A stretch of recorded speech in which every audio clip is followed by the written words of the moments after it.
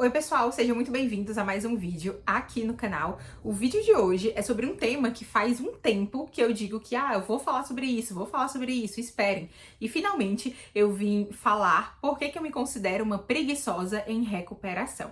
Eu quero contar um pouquinho da minha trajetória e quando foi que eu me deparei com esse pecado da preguiça, quando foi que eu passei a entender a preguiça como um pecado e também passei a perceber a quantidade de malefícios que ser uma pessoa preguiçosa me trazia, além de, como eu falei, de ser um pecado que ofende a Deus, que ofende ao nosso próximo. Então eu quero conversar com vocês sobre isso, quero falar sobre preguiça, sobre diligência, sobre a sabedoria que a gente encontra nas escrituras para lidar com essas coisas. Mas antes disso, se você chegou aqui no canal agora, considere se inscrever, dar uma maratonada, uma passeada aqui pelos vídeos do canal. Veja se você se interessa por esse tipo de conteúdo. Aqui a gente fala sobre vida cristã, sobre hábitos, sobre vida comum vivida diante de Deus. Então, tem muita coisa boa por aqui. Aproveita também para conhecer aqui embaixo a nossa plataforma de apoio coletivo, lá pelo Apoia-se. Você pode apoiar o meu trabalho aqui na internet e, em troca disso, participar de clube de livro, ter acesso a aulas exclusivas sobre hábitos e disciplinas espirituais, participar de sorteios também, tem muita coisa acontecendo, especialmente nesse mês de setembro. Agora vamos lá para a história de como eu me tornei uma preguiçosa em recuperação. Eu começo dizendo que eu tive uma história dentro de casa familiar a muitas meninas, a muitas mulheres da minha geração, que foi, minha mãe queria que eu focasse nos estudos. Ela não pôde estudar, minha mãe não chegou a terminar nem o ensino fundamental, e ela queria muito que eu estudasse. Eu sempre fui muito interessada nos estudos. A rotina de cuidados com a casa, ou então o incentivo para trabalhar, né, trabalhar fora, arrumar um emprego, alguma coisa pra fazer, não era um incentivo que eu tinha porque minha mãe queria que eu estudasse. E eu louvo a Deus por isso, isso foi muito importante pra mim. E eu também posso colocar aqui nessa sopa, né, do meu contexto, que minha mãe trabalhava muito pra prover o básico pra gente. Então não tinha como ela ficar em casa dizendo, minha filha, olha que eu vou lhe ensinar a fazer isso, faça aquilo. Então eu não tinha tanto essa supervisão de, olha, eu vou aqui te ensinar, te treinar pra fazer as coisas, porque minha mãe trabalhava muito. Então, de maneira alguma, tô colocando a conta da minha preguiça nessa minha criação, né? Eu tô só compartilhando aqui com vocês a minha circunstância, né? Então, eu sempre foquei muito ali no estudo, eu gostava de estudar e eu não ligava muito para as coisas da casa. Por exemplo, eu tinha amigas que gostavam de ver a casa limpa, de fazer tudo bonitinho, de estar com a farda sempre impecável, e eu não ligava muito para essas coisas, porque a minha preguiça já começava a se manifestar aí. Não foi só uma coisa da minha criação, era uma coisa minha mesmo, porque eu conheço meninas nesse mesmo contexto que eu, que não eram tão preguiçosas quanto eu. E eu tô falando aqui de coisas da casa, de atividades da casa, que você vai crescendo e já começa a ajudar numa coisa, ajudar em outra. Meninas da minha idade, ali com 8, 9 anos, já cuidavam da casa inteira, cuidavam dos irmãos. E eu não era assim. E eu tô falando dessas coisas da casa porque o lar é muito uma escola que vai nos treinar para a vida adulta, né? E participar dessa vida da casa, de arrumar a casa e de ser responsável pela limpeza de alguma coisa, vai nos treinando e nos moldando, vai nos ensinando a trabalhar duro desde sempre. Então, independente aí do seu contexto, essa questão de participar da vida da casa enquanto criança, enquanto adolescente, vai ajudar muito nesse processo de aprender a diligência, de amar o trabalho duro e de deixar a preguiça de lado. E esse processo de treinamento, digamos assim, é interessante porque nas pequenas coisas ali da casa, nas atividades mais banais, como lavar um banheiro, lavar uma louça, que são atividades vistas como menos importantes, a gente vai sendo treinado, como eu disse, para esse trabalho duro. E isso foi uma coisa que não aconteceu muito ali na minha infância, que eu não me interessava muito. Minha mãe, né, mesmo ela não tendo esse super tempo para me supervisionar, para ensinar, para cobrar, ela parava para me ensinar, ela parava para me cobrar quando ela podia, e eu simplesmente não ligava muito, né? E hoje, olhando para trás, eu vejo como a minha preguiça era vergonhosa, sabe? Quando criança e quando adolescente, até quando jovem, né? Já vou chegar aí onde foi o ponto de virada para eu entender que eu estava pecando e que as atitudes que eu tinha eram até ridículas, sabe? E eu disse pra vocês que eu gostava muito de estudar, mas eu era preguiçosa nessas áreas também do estudo.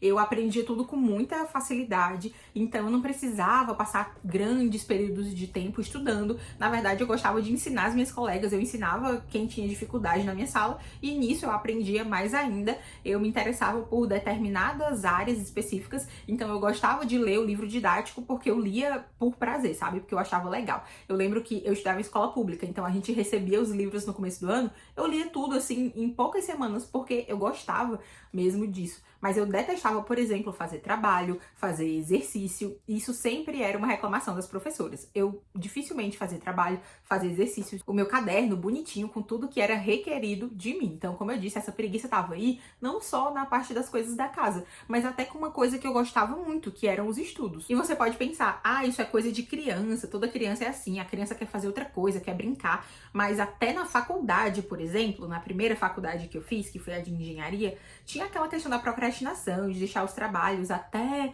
ali o último segundo para serem feitos. Tinha também, de novo, eu não fazia tudo que precisava dos exercícios. E na faculdade as coisas não valem nota. Aí é que eu não queria fazer mesmo, né? Então era sempre uma dificuldade. E você pode dizer, mas isso é normal, todo estudante universitário procrastina até o último dia, até ali 11h59 para enviar o trabalho para o professor. E isso pode ser comum, mas isso não é normal, especialmente para um estudante cristão.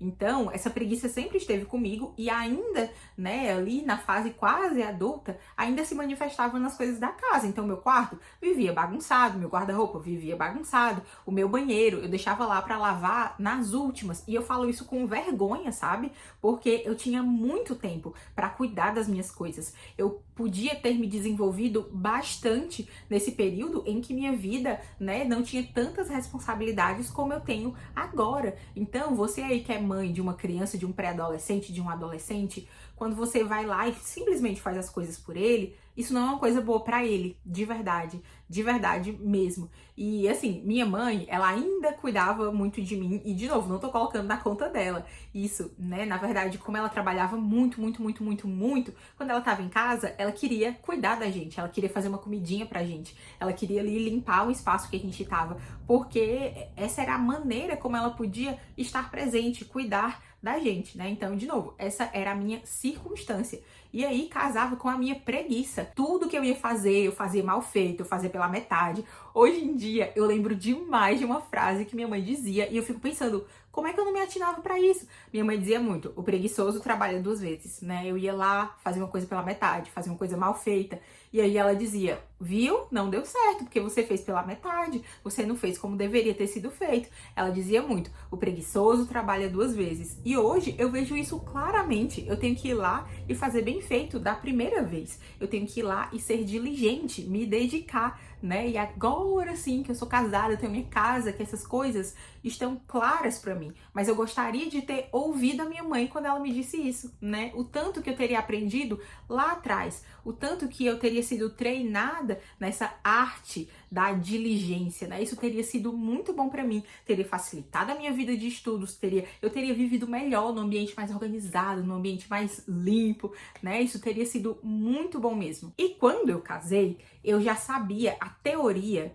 disso, de que todas as nossas atividades importam para Deus. Eu já tinha lido lá o Liturgia do Ordinário, né? Então, cada pequena ação da nossa vida conta. Isso aí eu já sabia quando eu casei. Eu tinha muito isso na minha mente. E isso foi ótimo, ter essa parte teórica. Por isso que, vez ou outra, eu quero trazer aqui para vocês, eu trago para vocês, boa teologia, porque é a boa teologia que vai fundamentar a maneira como a gente vive, né? Então, até as pequenas coisas que nós fazemos são permeadas e fundamentadas por essa boa teologia. E quando eu casei, eu já sabia dessas coisas, que cada pequena atividade do meu dia, por mais ordinária, por mais não tão importante que fosse, essas atividades contavam para Deus. Então eu casei disposta a trabalhar, né, a ser uma boa dona de casa, a continuar trabalhando no meu emprego duro, a continuar fazendo as coisas bem feitas, a buscar me aperfeiçoar nessas coisas. Então eu casei com essa mentalidade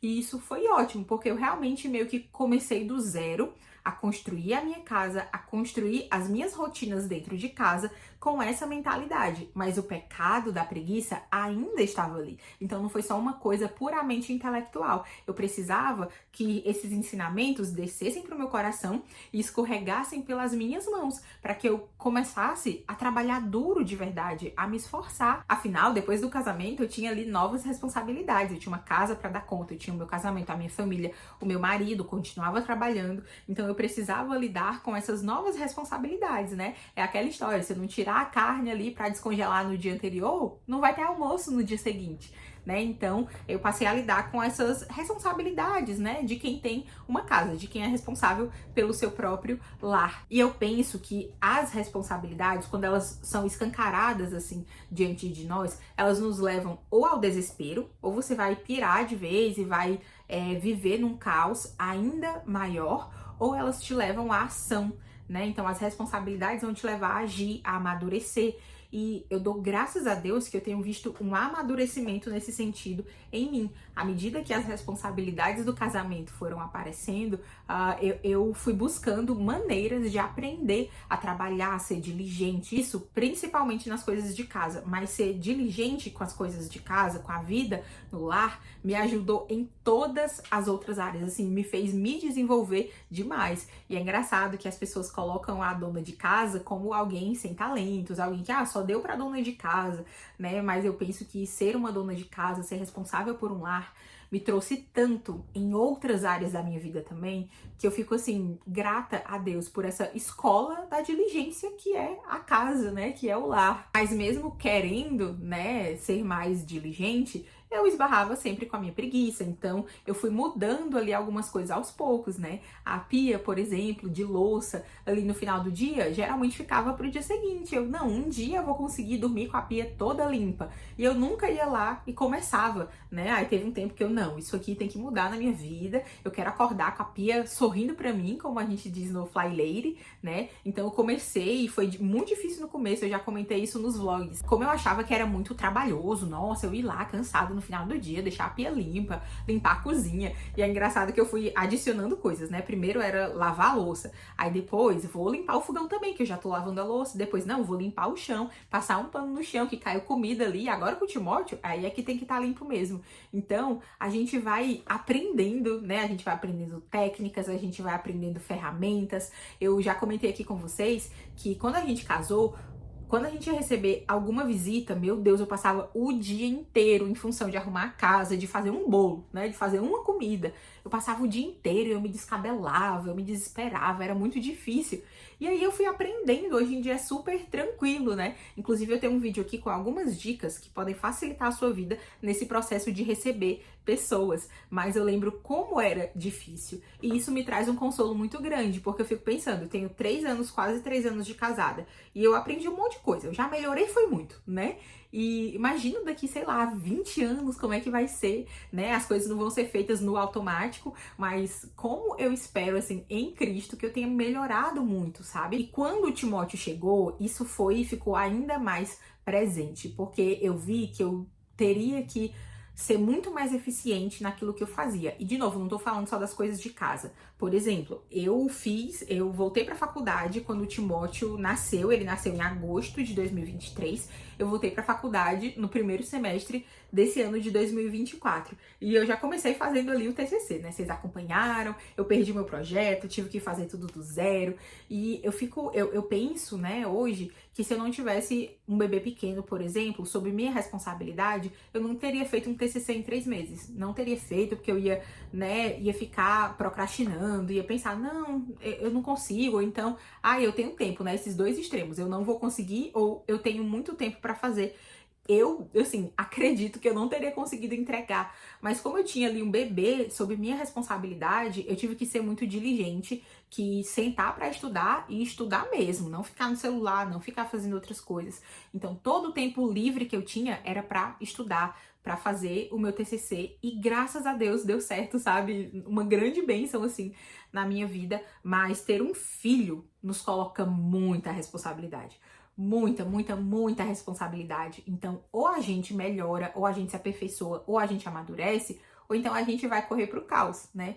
Isso não significa que esse processo de amadurecimento, você vai ser tudo ótimo, tudo perfeito, a sua rotina vai ser incrível e você não vai errar. Se você assistiu o meu último vlog, você viu que o Timóteo está em transição de soneca, as coisas estavam bem caóticas, então tem dias muito caóticos aqui em casa. Mas eu estou nesse caminho do amadurecimento, eu não estou no caminho do caos. E falando um pouquinho da preguiça como um pecado, quando a gente lê Provérbios, nossa, eu li Provérbios esses dias e eu me senti profundamente confrontada, né? O preguiçoso é até ridicularizado ali em Provérbios, né? Que ele pega a comida, mas ele não leva a colher à boca, né? Não leva a comida à boca porque ele tem preguiça, né? O preguiçoso fica lá um pouquinho para dormir, um pouquinho para tirar um cochilo. E, gente, que coisa horrível, que coisa ridícula, né? A pessoa extremamente preguiçosa que não leva nem a comida à boca, que coisa feia. E eu me vejo, né? Eu me via muito ali, a Gabi do passado. Eu vi muito a Gabi do passado ali em Provérbios, né? E eu lia Provérbios antigamente, eu não percebia essas coisas, né? Mas a preguiça é escancarada como um pecado risível ali em Provérbios. Esses dias me perguntaram lá pelo Instagram se entender a preguiça como pecado não era coisa de católico. Aí eu, amada, você já leu Provérbios, né? Você já leu Provérbios? A gente vê ali diversas condenações, né, ao preguiçoso. A gente vê diversas exortações, diversos ataques mesmo ao preguiçoso. E Provérbios finaliza com Provérbios 31, falando da mulher virtuosa que era profundamente diligente, que não comia o pão da preguiça. Então, quando eu tô sendo preguiçosa, eu tô pecando contra Deus e tô pecando contra o meu próximo. Eu tô pecando contra o meu empregador, por exemplo, os meus clientes, caso você tenha, enfim, né, seu trabalho seja com clientes. Eu tô sendo preguiçosa porque eu não tô oferecendo o melhor que eu poderia oferecer. E isso a gente vê lá na sabedoria de Provérbios. Mas se você pegar o Novo Testamento, né, que nos diz que nós devemos trabalhar como se fosse para o Senhor, porque no Senhor o nosso trabalho não é vão. Então nós estaremos pecando. Imagina, você vai ali fazer uma comida. Imagina que aí você pensa, eu vou fazer aqui de qualquer jeito, vou pegar qualquer comida, vou usar esses temperos aqui, ou então nem vou fazer isso, vou fazer uma coisa já pré-pronta, né? E vou colocar aqui para minha família. Pensa que se você estivesse fazendo isso para o Senhor, você ia fazer desse jeito? Pois quando você está cozinhando para sua família, você está cozinhando como para o Senhor. Quando você está ali fazendo o seu trabalho e você pensa, não, vou fazer pela metade, eu poderia fazer melhor, mas né, só isso aqui já serve. Será que você está fazendo como para o Senhor? Então, a preguiça é um pecado contra Deus, né? É uma falta de amor ao próximo também. Então, sim, a preguiça é um pecado muito condenado nas Escrituras. E é interessante porque a Bíblia não é só um livro de regras, assim, que Deus, não, eu quero que vocês vistam verde e não branco, né? Não é, assim, uma coisa arbitrária. Os mandamentos de Deus não são penosos e eles são bons pra gente. Eles são bons. Então, quando a gente deixa a preguiça de lado, não come o pão da preguiça, como diz Provérbios 31, nós colhemos frutos maravilhosos. E eu tenho colhido frutos muito bons na minha vida. Eu sou uma preguiçosa em recuperação. Eu ainda não cheguei lá.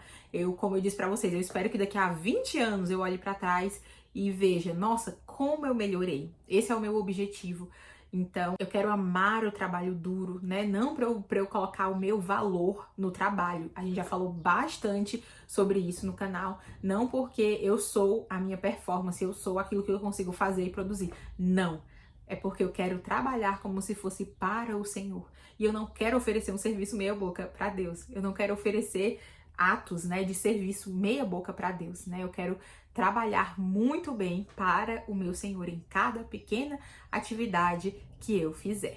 Eu espero que esse vídeo tenha te edificado de alguma forma. Comenta aqui embaixo se você também lida com esse problema, com esse pecado da preguiça. E vamos juntos aqui no canal sermos essas preguiçosas em recuperação, que encontraram a graça de Deus e que encontram encorajamento no próprio Deus para que nós trabalhemos muito bem como que para o Senhor. Não esqueçam de dar uma olhada nos links aqui abaixo, de olhar a nossa campanha de apoio coletivo, de usar o meu link da Amazon para fazer as suas compras. Assim você me ajuda a continuar produzindo conteúdo aqui para a internet, e compartilhe esse vídeo com alguém que precisa entender melhor o que é a preguiça, por que a preguiça é um pecado, como é que a preguiça atrapalha a nossa vida. Até o próximo vídeo. Deus abençoe você.